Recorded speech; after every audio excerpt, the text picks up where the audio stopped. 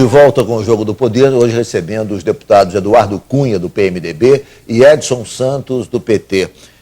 Deputado Eduardo Cunha, o agravamento da crise econômica, nós esperamos que não ocorra, mas o fato é que o mundo todo vive a crise na Europa é bastante profunda e também os Estados Unidos também não conseguiram superar, enfim, os seus problemas econômicos. Quer dizer, o agravamento da crise mundial com consequências inevitáveis no Brasil, já há uma queda da produção industrial, embora o índice de emprego ainda seja muito bom, mas já há uma queda da produção industrial registrada em todos os indicadores econômicos e tal, o que é um sintoma claro que a crise já transpôs o oceano e já chegou ao Brasil. Esse agravamento da crise, que tipo de consequência política pode ter? Nós sabemos que política e economia caminham muito próximos. Quando começa a faltar dinheiro, enfim, a população começa a responsabilizar em última instância o mandatário e os partidos políticos, que querem sempre estar numa posição de consonância com a posição da opinião pública, logo se coloca também a favor daquelas posições e se distancia de quem está no poder. Nós já assistimos no mundo e no Brasil vários momentos em que os partidos foram deixando o barco na medida que a crise econômica se agravava. Eu te pergunto, você acha que possa haver, deputado, algum tipo de consequência política danosa ao governo caso a crise econômica se estenda e se aprofunda no Brasil? Veja bem, Ricardo, em primeiro lugar, a crise de hoje é a mesma de 2008. Ela apenas está tendo a sua sequência. Só que nós temos dois comportamentos políticos aí, que, quanto a política é importante, quanto a minha crítica política que eu fiz no bloco anterior. Mas em 2008, deputado, o governo, com medidas de expansão do crédito, conseguiu superar. Será que vai conseguir superar agora? Deixa eu dizer, o que aconteceu? Em 2008, você tinha um problema de expansão de crédito que gerou uma bolha imobiliária, quebradeira de bancos que estavam com créditos podres, em cima de um excesso de liquidez. Os governos interviram para salvar os bancos, principalmente os governos americanos, e a partir daí houve uma recessão derivada e no Brasil ela não foi atingida. O melhor momento do presidente Lula foi nos 2 anos subsequentes à crise, 2009 e 2010, e terminou no ápice da sua popularidade. Por quê? O Brasil é um país emergente, tem um grande mercado consumidor, estava sendo dada renda para a população, crescendo o poder aquisitivo. O que o Lula fez com a sua sabedoria? Essa superação da crise pelo consumo, será que pode ser novamente aplicada? Eu quero só concluir essa parte. O que fez o presidente Lula? Ele disse que a crise era uma marolinha. Enquanto a crise existia no Brasil de verdade, ele a minimizou e disse que era uma marolinha. Agora, que a gente estava numa posição muito melhor do que estávamos em 2008, a presidenta foi, tudo bem, é uma questão de estilo, mas ela potencializou a crise maior do que ela ter chegado aqui. Por quê, deputado? Na medida em que ela coloca que não vê luz no fim do túnel, coloca que temos uma crise, a impressão que passa para a população se retrai, ela não consome, o investidor não investe, o empresário ele se contém. Então a gente potencializa a crise. Então, então que as declarações da presidente Dilma... eu acho que a política tem que ser a realidade. Naquele momento, o presidente Lula, ele disse com a sua sabedoria o seguinte: se vocês pararem de comprar, simplesmente as empresas vão pararem de produzir, consequentemente vão diminuir os postos de trabalho. Ele estimulou o consumo na sabedoria. Nesse momento, nós estamos estimulando a preocupação com a crise. Essa crise, que já foi muito mais forte em 2008, e o Lula saiu e conseguiu atingir o seu ápice de popularidade, ela está de verdade chegando agora no ápice da popularidade da presidente Dilma. Então, se a gente tiver que tomar cuidado, como é que a gente vai conduzir esse processo daqui para frente, a gente pode ter um risco. Nós temos um país emergente, criamos uma classe C, uma nova classe média com poder de compras enorme, mas temos um problema paralelo, que a massa salarial aumentou muito mais do que a produtividade, consequentemente nós temos impacto para a inflação futura. Há todo um componente que precisa ser visto com cautela. A presidente está certa no equilíbrio fiscal, na contenção de gastos,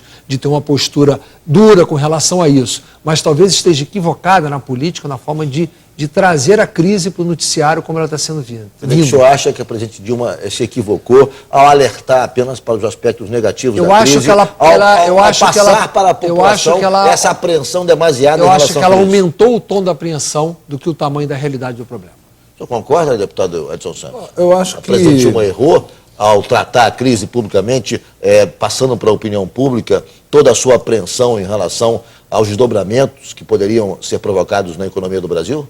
Olha, eu acho que nós não devemos adotar o mesmo remédio de 2008. Em 2008 nós apostamos, né, no consumo, no aumento do consumo, né, facilitando o crédito, né, para que a população pudesse consumir a partir de o que o deputado Eduardo Cunha aqui coloca, um chamado, né? Na verdade, o presidente Lula ali exerceu um papel de liderança inestimável, né?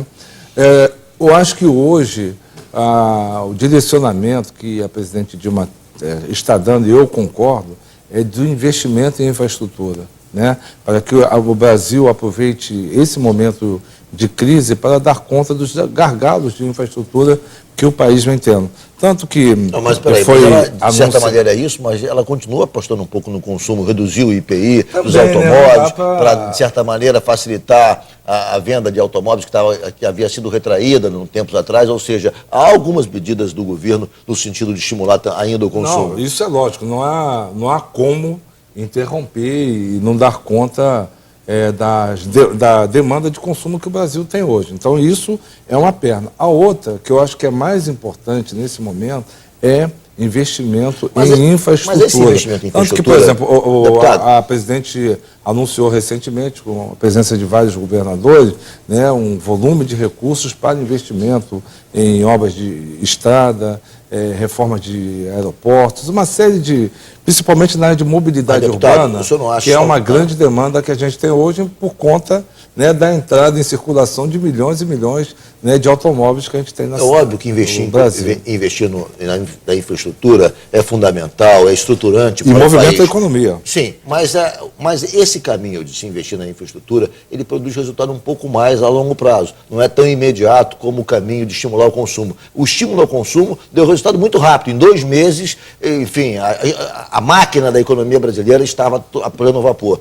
E essa questão do investimento em infraestrutura demanda tempo. Mas o resultado disso, obviamente que é sustentável, obviamente que vai produzir um resultado que vai dar muito mais solidez à economia brasileira, mas a médio prazo, não a curto prazo. Não, mas é por isso que há medidas também, por conta do governo, do Ministério da Fazenda, né, para facilitar o crédito e incrementar o consumo no Brasil. Mas eu creio que a estratégia, né, exatamente é o investimento em infraestrutura, tendo como foco a questão da mobilidade urbana nas grandes cidades do Brasil. Deputado Eduardo Cunha, alguns economistas alegam que o Brasil não tem mais condições de crescer pelo consumo. O endividamento das famílias brasileiras estaria em 44%, alguns falam em 65%, até uma divergência em relação a esses dois números, que foi apresentada numa reunião do próprio Ministério da Fazenda. Enfim, há uma discussão sobre o endividamento das famílias brasileiras, que beira 50%, 45%, enfim. O número não se sabe exatamente qual é, mas é muito grande. E esse número, em sendo muito alto, é um indicador claro de que não há muita margem para a expansão do consumo, em razão do que essa saída pelo consumo não seria mais solução para o Brasil de hoje. O senhor concorda com isso, deputado? Veja bem, em primeiro lugar, nesse ponto a presidenta agiu corretamente, que ela atuou fortemente para reduzir os juros, principalmente os juros da iniciativa privada, forçando os bancos públicos a emprestarem mais barato. Porque esse endividamento das famílias, uma grande parte está pelo excesso do custo de juros. E a capacidade de você aumentar o endividamento, ele diminui na medida que o juro é elevado. Quando você reduz o juro, você consequentemente tem mais capacidade de aumentar o endividamento. Agora, com relação à infraestrutura que o Edson falou, eu só discordo de um ponto. Eu acho o seguinte, é claro que o investimento em infraestrutura é importante para efeito de reduzir, inclusive, o custo industrial e o custo Brasil. Agora, só que nós estamos muito atrasados. Na realidade, nós não estamos com um projeto novo. Nós estamos ainda com a etapa de projetos que deveriam estar em funcionamento, que estão muito atrasados. Se tivesse andado o cronograma de projetos que estavam em andamento de infraestrutura, da forma como foi planejado originalmente, certamente hoje nós não precisamos fazer nenhum movimento para ter um novo investimento em infraestrutura. Esse é um fato. Cita alguns exemplos que mostram um atraso nosso. Eu vou lhe dar aeroportos. Trem-bala. Vou lhe dar outro exemplo. O próprio pré-sal. Há 3 anos atrás foi lançado um programa do pré-sal que nós votamos a mudança do marco regulador. O marco regulatório inteiro do petróleo. De lá para cá não houve uma licitação para isso. E foi feito o mesmo problema com a Petrobras que fez o AIC com as suas empresas. Pegou uma potencial reserva de petróleo, capitalizou a empresa e aumentou o capital em função disso. E aí o que aconteceu?